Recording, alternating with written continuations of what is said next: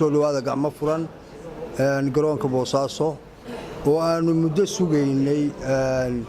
Air Djibouti marar badan muxuu ahayd halka ay warkeedu u yimi oo muxuu ahayd dhowr jeer delegation ka yimi wafdi ka yimi laakiin saaka waxaanu qiraynaa in arrintaasi ay soo dhamaatay oo CEO-ga ninkii ku xigay Air Djibouti oo halka muxuu ahayd socdo iyo wakiilka gaarka ee Air Djibouti mudane Cali Cabdi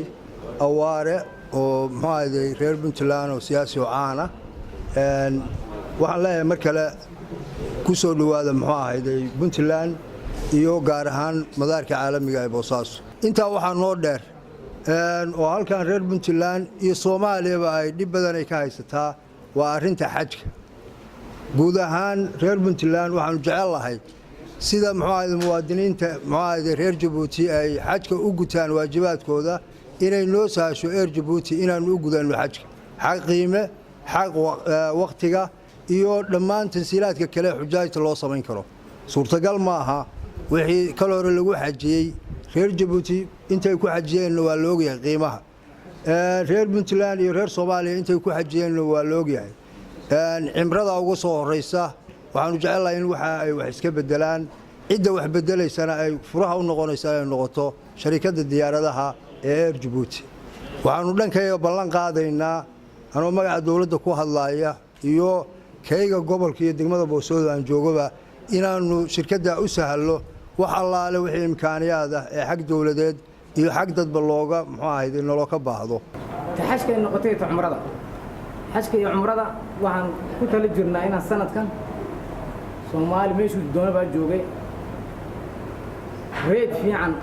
loo sameeyo loo fududeeyo iswareega iyo baasabooradiiba safarada Sacuudiga haday noqoto umrada iyo haday noqoto xajka xilligaas sidii hore in lagu dhacday ee qaaliga ahayd in ka yartanaasulno waqti ka jaban isku dayno yaan isku dayna aqoon ilaahina nala qabto diyaaradaasina waxay noqonaysaa Airbus haday nagu qasabteen xabad kale aan soo galno 320 ama 321 ama 340 Airbus iyadana waan ku dadaalaynaa min xamar Boosaaso Hargeysa intaasoo dhan badayna ku fududeyno oo waraqadaha waxa dhan u soo wala fududeynay ko diyaar halkaan ka qaadno oo dejino ilaana nala qabto maanta annaga farxad bay noo tahay diyaaradii Air Djibouti inay bilowdo flightkeedii ugu horeeyay oo ay ku imaanaysay Puntland magaalada Boosaaso runtii waxa la oran karaa waa farxad bay u tahay ganacsatada iyo bulshada ku nool deegaanadan gobolka Bari khaasatan Puntland waxa weeye sida hadda la tilmaamayay diyaaraddu waxay usbuuci hadda ku bilaabaysaa waan filayaa 2 flight oo toos noqon doona oo Boosaaso Djibouti toos ah hadda waxaan soo soconay saacad in hal saacadood oo toos Djibouti Boosaaso xajkii iyo umradii in iyadana loo sahli doono dadka oo ay qayb weyn ka qaadan doonaan aad iyo aad baanu